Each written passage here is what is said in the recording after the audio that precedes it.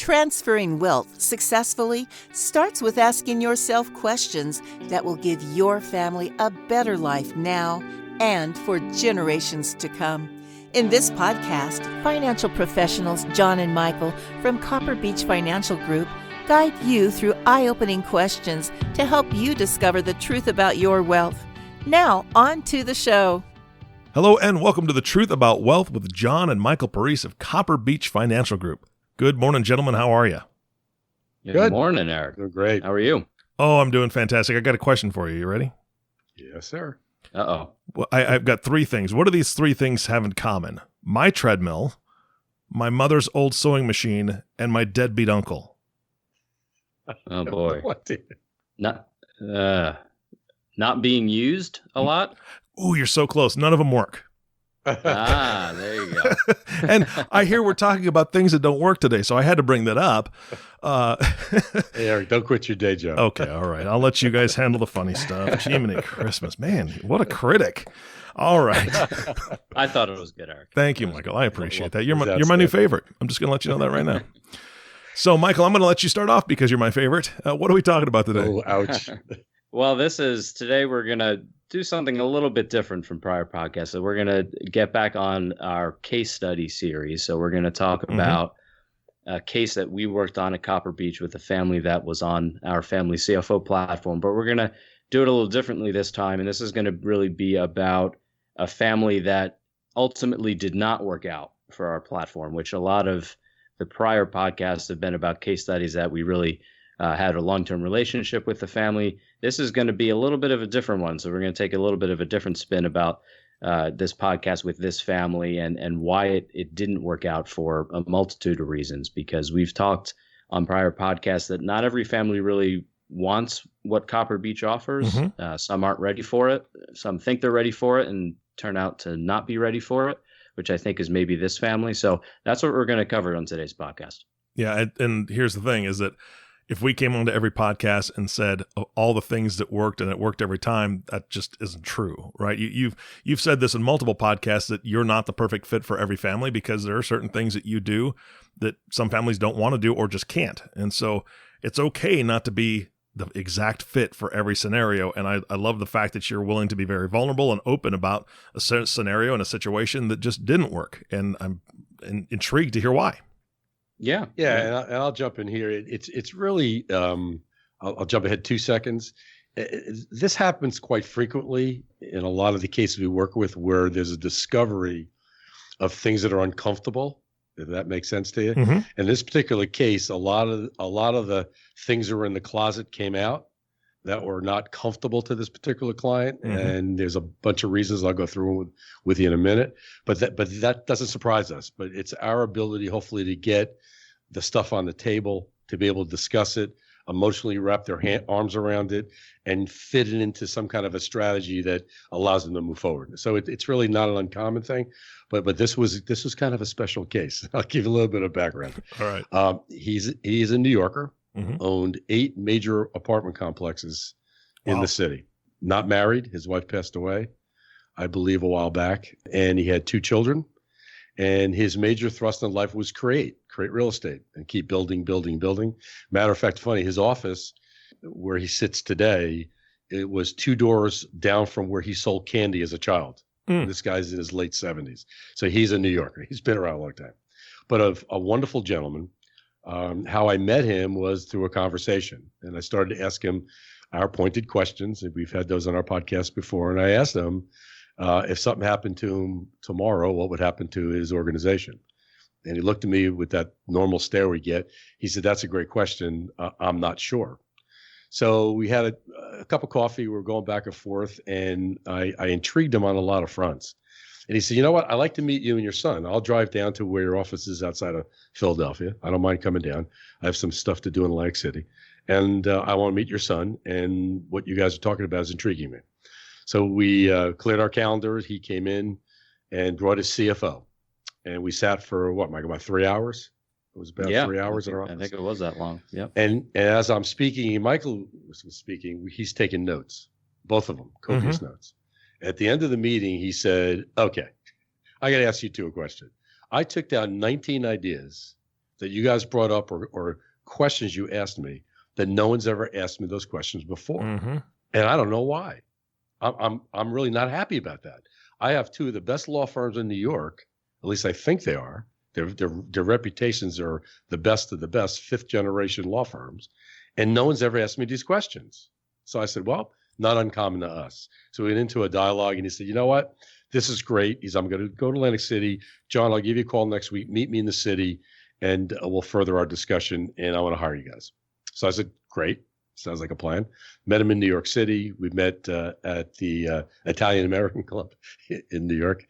We're both Italians, and we sat and had a nice dinner. And he just said, "Here's what I did, John. I took these 19 ideas, and I went to my law firm, and I said, are you familiar with these ideas?" And the gentleman I spoke to said, "Yeah, we are." "Was there any reason why you never brought these up?" "Well, you're not. You have to be in that sequence. You have to be in that rotation with us." "What rotation?" This is important stuff. Yeah. I'm going to hire these guys out of New Jersey. Well, if I can interrupt here, Dad, that was from my standpoint, and yours too, I think, one of, I don't want to call it a red flag, but that was one area that I think it really at the end of the day started things off incorrectly. And the reason why I say that is because we, in our role, like to take the family out of the middle.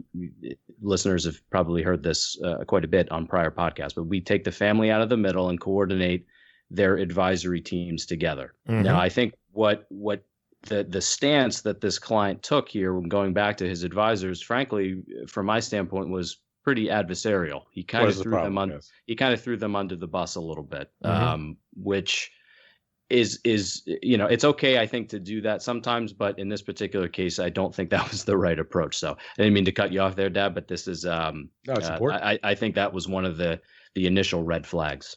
And it's an important point, because when we meet a new family, we don't know their advisors. And again, we've talked on our podcast in the past. We send out letters, we have lunch with them, we introduce ourselves, spend time with them, and we develop a relationship.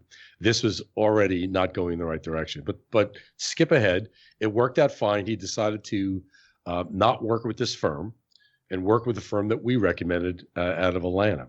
And it was going extremely well. Spent hours with the client, met the children, spent time with the two kids. Matter of fact, his daughter was working for him in the office and was going to be that next possible step in the family, although she was still very young. But he was still, looking at her being, an important figure somewhere down the road in the firm, and had a good relationship with her and seemed to be developing with her maturity. Anyway, so we spent a lot of time getting to know the two children and get to know this particular client. Michael, we probably spent 30, 40 hours going through design ideas, thinking about the key people he has working for him, looking at valuation issues, because New York real estate, if you're not familiar with New York real estate, Eric, it's one of those pieces of real estate like California. It just goes up. It just doesn't go down. And Manhattan's a very small island with a lot of real estate on it. So it's a very secure strategy. But New York's volatile. It can go up and down. So valuation became a discussion on the main burner to say, what do we do with that risk that he has with this valuation? Now, what came in this conversation was a strategy we often bring up is doing an estate plan that says, why don't we take this asset you have and discount the value under the tax code and sell it to a trust that allows us to reduce the value for estate tax purposes. Now, the reason why we did that, now you're sitting down, he had a $60 million estate tax bill. The bill? As we were talking about. That when you listen to our previous podcast, estate tax is voluntary. The government gives you ideas and concepts to eliminate that tax through strategies. And they're all legal. They're all part of the tax code. And he was in this world where no one brought him those ideas. So if he got hit by that beer truck in the city of Manhattan and he left his business to his two children, it would have been a catastrophic mess. He would have sold all the real estate because he had no liquidity to pay the tax. So liquidity became a focal point. And Michael and I went hours trying to figure out how do he manage his cash and how do we build liquidity and we developed different planning techniques to address those issues. Mike, I'm going to pass it off to you and talk about the estate plan with the law firm, because I think this is really where I think it went off the rails a little bit. So why don't you share with everybody that?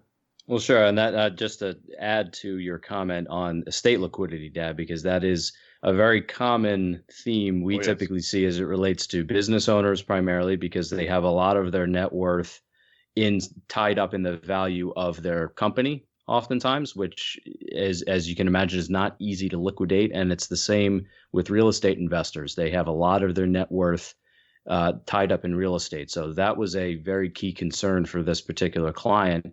Again, in the event that he were to pass away suddenly, and I think, as you mentioned, Dad, he was not married.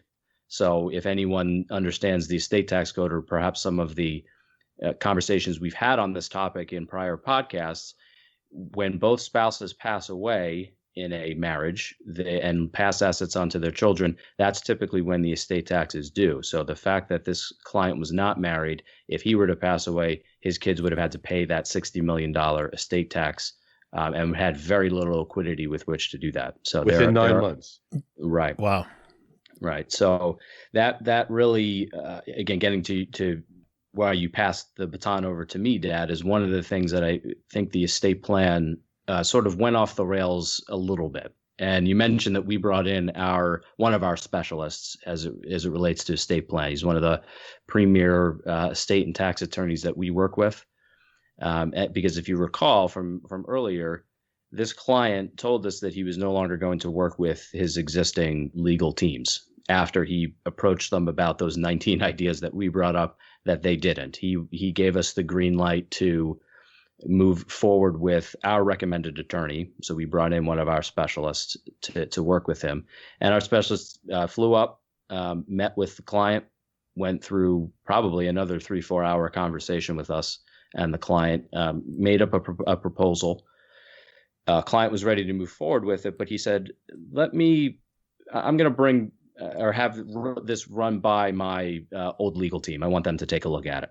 So we went, okay. And you can imagine, we were told that this was not, he was not going to use this legal team, and he decided to bring them back in. So that created a little bit of obviously some adversarial nature, because this law firm, I don't want to say they didn't like us. I don't think we did anything wrong per se, but I think they obviously, had some suspicions. I mean, let's just put, they had bruised egos, if you will. So they really were not cooperating, I think, with the plan that was put forth by our expert. And again, I think the client was sort of stuck in the middle, or creating this problem where, again, our job with families is to remove the family from the middle of having to negotiate all of that and sort of coordinate the team together, and that became very difficult to do. So that became, I think, challenge number one.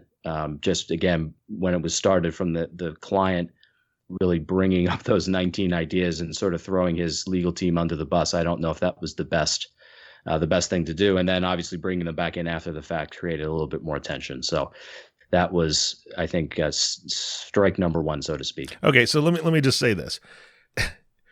If you get a new girlfriend, do you go to your old girlfriend and say, hey, does she look good? Sorry. I think you're asking for trouble. That's what I'm hearing here. I mean, you fire your legal team, a new lawyer presents something to you, and you're like, I'm going to go check with them. Hey, how did this guy do? The people that you just let go, or that you just berated because they didn't bring these ideas to you, what do you think they're going to say? Right. That's sorry. Okay, continue. Yeah, and again, I'll just be real, straightforward. In our world, either you're in with us or you're out. Mm-hmm. There's no in between, and this started to get to be an in between kind of scenario, because we were trying to protect the client because he was paying us. We were trying to protect him from getting himself into a ringer with trying to and going in the wrong direction. Based on what we're trying to build for him. Mm-hmm. And he put these two law firms butt heads together. It was like, it was unbelievable to watch, because the firm that we brought in was probably the most sophisticated tax team that we have available to us. And they work with people that would eat this guy for lunch, net worth wise. So very, very successful firm that had magnificent ideas that again agreed with some of our design ideas with this client, and the law firm wasn't that sophisticated that we could see. But yet they, again, to Michael's comments, bruised egos, felt like they were losing control of the clients. They've known the client 20 years. So they got, I think, our client behind the scenes and said, listen, we've known you for 20 years.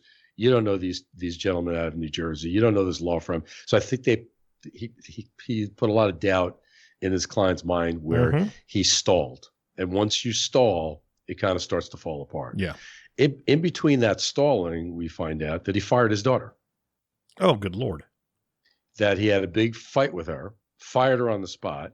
So you start to see there were hidden family issues that we didn't pick up sooner, that there was a stress point somewhere in the family. And apparently the son was in college, wasn't really looked at as being anyone who was going to be an heir apparent. Just went to a lot of parties, and his dad had a lot of money, and so on and so forth. So it didn't have that cohesiveness as a family that we like to see, to get that generational connection, get that focus for that client to say, I care about taking this net worth that I have and pass it to my two wonderful children, and then beyond. It stopped along the way. Well, and you said he only had the two children, right? So now you've got a son who can't possibly take over everything because he's a partier. And then you've got a daughter who he's obviously fired and doesn't trust. So there really aren't a whole lot of options. And that's a big, again, maybe perhaps another red flag from my standpoint was him not, I don't want to say asking our permission before making that decision. Obviously, that's his daughter. He can certainly fire her if that's what he wanted to do. But really, to not consult us was a little bit of the antithesis of sort of our role as the family CFO, because that can certainly create family disharmony, as it did. Yeah. And of course, we're in the midst of trying to build this plan, this business succession plan, with her as possibly a key component of that, and then also doing the estate planning that we just talked about. And so having that hiccup, for lack of a better term, really derailed a lot of the planning that we were working with. But to not incorporate us into that discussion was, again, to your point, that sort of you're in or you're out. That's why when I mentioned at the beginning, families have to want to have us involved in that decision in order for it to really work, or at least to consult us or ask for our input on something like that. That from my standpoint, I think was a little disheartening. Yeah, and it's okay if we don't fit, we're okay with that. But here's the end result of him not moving forward. And I brought this up in the past. That $60 million estate tax bill, that unless he took our recommendations, which I don't think he did, he's still exposed to that potential tax. He could have done things along the way, but let's leave it as a way. Let's say that number is the same. When you pay that tax, you destroy a history of someone, because what's going to happen is if he passed away tomorrow, these kids would have to be forced to sell his real estate, destroy a 60-year business, liquidate everything to pay the tax. There's no management team in place. They had outright control over everything. It's going to be an absolute nightmare. But go back to that $60 million in taxes. It's not the taxes you would lose. It's the ability to create wealth by not paying that tax generationally. So what would $60 million tax savings in a trust do for a family out 2-3 generations? It could be worth hundreds of millions. Yeah, easily. So when you talk about losing tax, you're losing not only the tax, you're losing the potential growth if you didn't have to pay that tax. So our conversation is always around, it's a tax that you don't have to pay. Let's save that tax and let's put it on the balance sheet of the family, and let's skip it generationally without paying any tax at all, and have asset protection as a theme as well. So when you look at this family makeup, matter of fact, one other thing I'll say about this particular client, really, really nice guy. When he started to realize he had to give things away to this trust that we talked about with him, he got a little self-centered. I don't know if I want to give it away. I'm 78 years old and I need it. But because his liquidity was important to him. So all these things started to pop up in our relationship with this client, that again, those red flags started to pop up, and eventually we all walked away from the scene, and we wished him luck. And I hope he found someone that he could work with to fix his problems, because he had some major, major issues. But I'll say one other thing. A lot of the families you come across have that scenario because there's not a focus on how do I prevent those taxes from being paid? How do I secure those assets generationally? How do I protect my family? It's amazing. We said it before. We're not surprised that multi high net worth families are worse off than the average family because they have more to lose and they don't have a focus on options to deal with it. And they just say, well, I'm going to live forever. I'm going to be okay. I'll let someone else worry about it. Well, that's a big problem. So as you could see, where we kind of get into that niche where if you're in, we're in. If you're not, we're not. And that's how that's the breakdown. I don't know, Michael, if you have any additional thoughts to that. No, I think that was perfect. I think it goes back to a question we've mentioned quite a bit on this podcast, which is how do you want to be remembered? And we asked him that question, and he had all the right answers to that question from our standpoint in terms of, okay, this is a guy who cares about his family. And I shouldn't say that he didn't care about his family, but that really was saying the right things. And it just turned out to not be that case in reality. I think to your point, Dad, I think when he had to talk about transferring assets out of his ownership, although he still retained a good amount of control over the assets that he was transferring because of the creative design that our attorney brought up, he just wasn't comfortable with that. But that's really why that shirt sleeves to shirt sleeves proverb exists. That's where the challenges are, is for families of wealth, is if they want to avoid that wealth created and lost in the span of 3 generations, they really have to roll their sleeves up and get to work with some of these other topics that I don't think this client was ready for.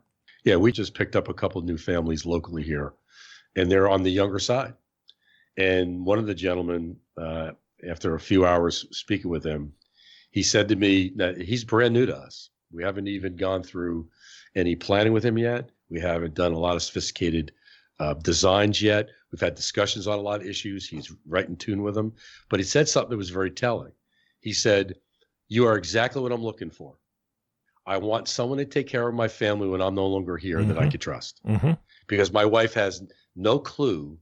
My children have no clue. They're all young to deal with all this stuff. And I do have some good people around me, but they don't do what you do. So I need you." Yeah. That's the client we look for. Someone who gets it right in the beginning, saying, I get what you guys do. And he said to me in a conversation, he said, these other 2 firms I was speaking with, John, do you know them? I said, yes, I do. He said, what do you do differently than they do? I said, where they stop, we begin.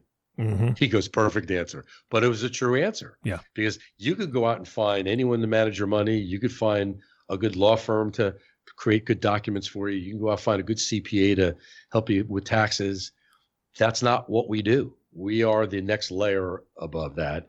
And people don't know this structure exists, but when they figure it out, they say the same thing as this client said. I need someone like you because I need someone my family can trust because they're going to go through life and not know who to ask questions to. I need you guys in this loop. And this guy's not even 40 years old yet, Eric. Yeah. Wow. That's fantastic because he's starting off with a solid foundation. And you guys know my history. We've talked about it on the podcast, off the podcast, but I'm a behaviorist. I was paid for over a decade to observe and describe behavior and learned very quickly to understand people's motives and actions and so on and so forth. And I'm not going to judge the gentleman that you're talking about that it didn't work out with, but the behaviors don't show that he's concerned about his children. And that's one thing that I'm taking away from this. He may love them, but to not be concerned about what would happen if he passed and they had to deal with that $60 million. Forget the $60 million. How about the relationship between the son and daughter? I want to, and everybody on this podcast currently is a father. So I think that we would all agree we want the relationships between our children to be harmonious and to be solid and strong. Sure.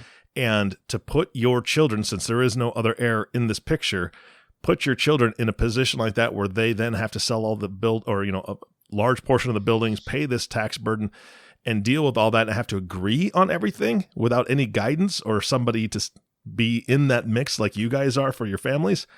That speaks volumes to me that he was I don't know, one of you said self-centered maybe, or a little bit selfish. He really kind of spoke the right things at first, but then his behavior showed something else. He came out of the closet, with the reality of who he really was. Yeah. And again, super nice guy, very successful man. I mean, very popular. I mean, everyone loved him. I mean, he had actually, Michael, I talked that we thought he was going to be one of our best clients here on the East Coast because of all the conversation. We had hours of conversation with him. Yeah. Because we dedicate a lot of our time to our families. You already know that. Hours we spend because you need to create that relationship.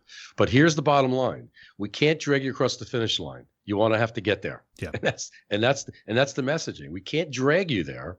We can only suggest, recommend, show you considerations. We'll never tell you what you have to do. It's going to be your decision, but I can't force you to do that. You have to say, I want to take action and fix it. If you don't want to do that, we're not going to drag you there. We'll back off and say you're not really ready for us, and maybe that's a timing issue, or you're not in the right spot yet, and that's also a timing issue. But it's important that you recognize we spend a lot of time with our families, and we just can't have it.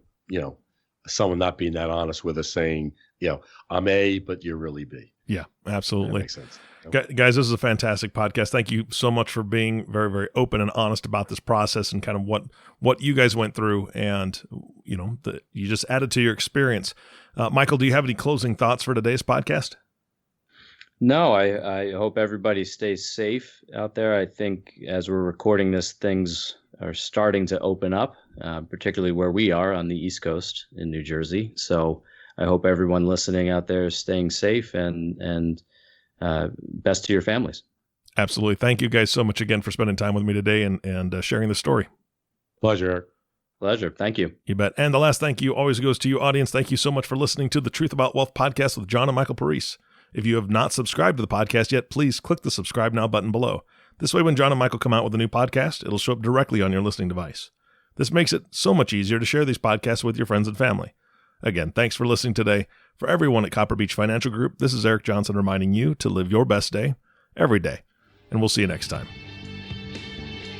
Thank you for listening to the Truth About Wealth podcast. Click the subscribe button below to be notified when new episodes become available.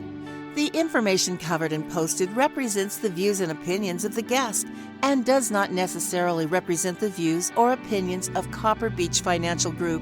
The content has been made available for informational and educational purposes only. The content is not intended to be a substitute for professional investing advice. Always seek the advice of your financial advisor or other qualified financial service provider with any questions you may have regarding your investment planning. This material is for informational purposes only.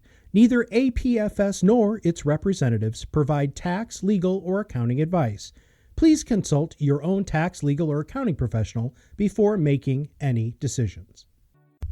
Securities offered through American Portfolio Financial Services Incorporated, a member of FINRA SIPC. Investment advisory and financial planning services offered through American Portfolio Advisors Incorporated, an SEC-registered investment advisor. Copper Beech is an unaffiliated entity of APFS and APA. Any opinions expressed in this forum are not the opinion or view of American Portfolios Financial Services Incorporated, APFS, or American Portfolios Advisors Incorporated, APA, and have not been reviewed by the firm for completeness or accuracy. These opinions are subject to change at any time without notice. Any comments or postings are provided for informational purposes only and do not constitute an offer or a recommendation to buy or sell securities or other financial instruments. Readers should conduct their own review and exercise judgment prior to investing. Investments are not guaranteed, involve risk, and may result in a loss of principal. Past performance does not guarantee future results.